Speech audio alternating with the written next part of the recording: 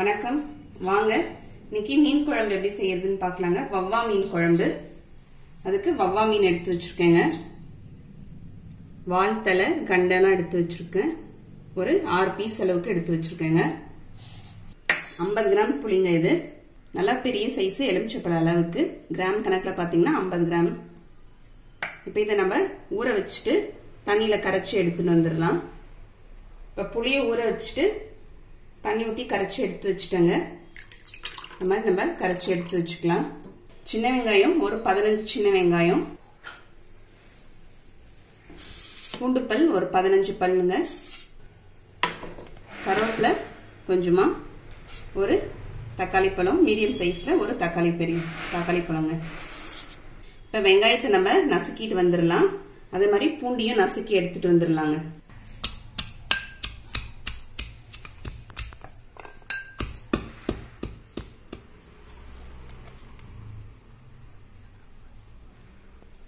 அடுத்தது பூண்டு நசுக்கிக்கலாங்க.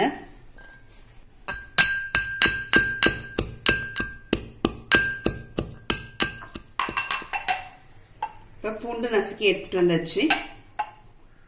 இப்ப புளி தண்ணியில நம்ம எடுத்து வச்சிருக்கிற தக்காளி பழத்தை கரைச்சிக்கலாங்க.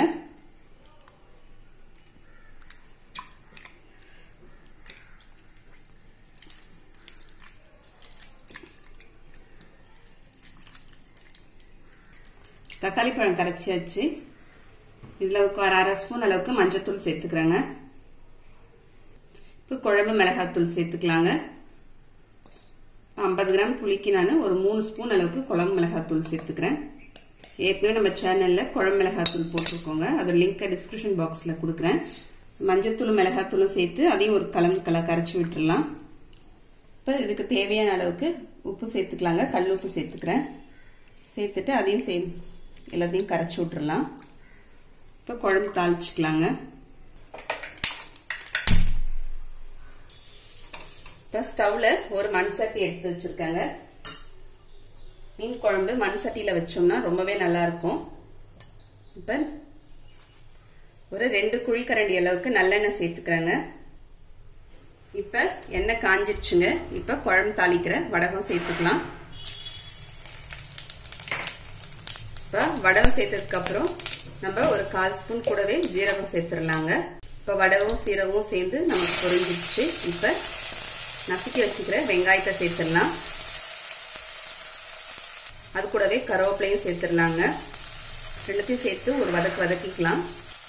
இப்போ லேசா வதங்கிடுச்சு. இப்ப நம்ம இந்த ஸ்டேஜ்ல பூண்டு சேர்த்துக்கலாங்க. நசுக்கி வச்சிருக்க பூண்டை சேர்த்து எல்லாத்தையும் சேர்த்து ஒரு 2ல இருந்து ஒரு 3 நிமிஷம் அளவுக்கு வதக்கிக்கலாம்.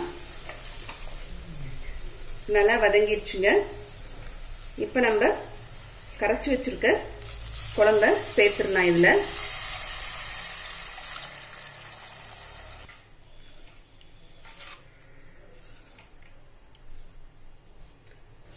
இப்போ குழம்பு நல்லா கொதிக்கிட்டோங்க. இப்ப நம்ம மூடி போட்டு மூடிடலாம். ஒரு மீடியம் ஃப்ளேம்ல வச்சுக்கலாங்க. குழம்பு நல்லா கொதிக்கிட்டோம்.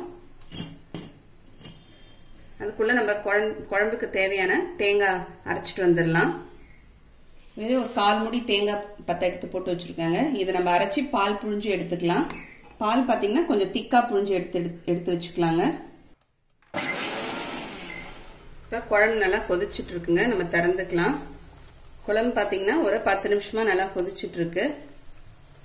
இப்ப நம்ம இதுல தேங்காய் பால் அரைச்சி எடுத்து வடிகட்டி வச்சிருக்கோம்லங்க, அதை சேர்த்துக்கலாம். தேங்காய் பால் பாத்தீங்கன்னா திக்கா இருக்கணும். தேங்காய் பால் சேர்த்துட்டு ஒரு கலந்து விட்டுடலாங்க.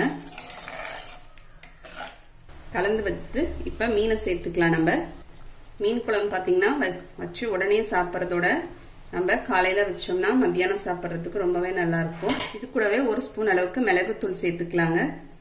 மிளகுத்தூள் பாத்தீங்கன்னா எல்லா மீன் குழம்புக்குமே நான் சேர்ப்பேன். அதனால இதுக்கும் நான் சேர்த்துக்கிறேன் 1 ஸ்பூன் அளவுக்கு மிளகுத்தூள் சேர்த்துட்டு ஸ்டவ் சிம் பண்ணிடலாம். சிம் பண்ணிட்டு ஒரு 5 நிமிஷமா அப்படியே சிம்ல வச்சு ஒரு கொதிக்க வச்சு எடுத்துக்கலாங்க. இப்ப மீனும் தேங்காய் பாலும் சேர்த்து ஒரு 5 நிமிஷம் நல்லா கொதிச்சிருச்சுங்க. சிம்லே வச்சு நல்லா கொதிச்சிருச்சு. இப்ப ஸ்டவ் நம்ம ஆஃப் பண்ணிடலாம். குழம்பு மேல ஓரத்துல நல்லா எண்ணெய் பிரிஞ்சு வந்திருக்கு பாருங்க. ஆஃப் பண்ணிட்டு கொத்தமல்லி தழை தூவிக்கலாங்க. இப்போ நமக்கு நல்ல சுவையான வவ்வா மீன் குழம்பு ரெடி ஆயிடுச்சுங்க. மீன் பீசஸும் பாருங்க நல்லா முழுசா இருக்கு. நம்ம சிம்ல 5 நிமிஷம் வச்சோம்னாவே மீன் நல்லா இருக்குங்க. குழம்புக்கு மீன் ரொம்ப நேரம் வேகக்கூடாது, நல்லா முழுசாவே இருக்கு பாருங்க. இப்போ நமக்கு வவ்வா மீன் குழம்பு ரெடியா இருக்குங்க. நீங்களும் இதை மாதிரி செஞ்சு பாருங்க. செஞ்சு பார்த்துட்டு எப்படின்னு கமெண்ட் பண்ணுங்க. இந்த வீடியோ உங்களுக்கு பிடிச்சிருந்தா லைக் பண்ணுங்க, ஷேர் பண்ணுங்க, மறக்காம சப்ஸ்கிரைப் பண்ணுங்க. அடுத்த வீடியோல பார்க்கலாம். தேங்க்யூ.